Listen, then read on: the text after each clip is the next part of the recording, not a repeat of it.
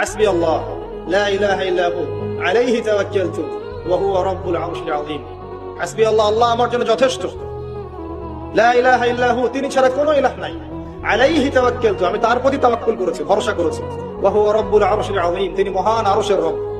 এই কথা যে বলবে সকালে 7 বার, সন্ধ্যায় 7 বার, দুনিয়া আখিরাতের যে কোনো প্রয়োজন আল্লাহ পাক পূরণ করে দিবেন ইনশাআল্লাহ।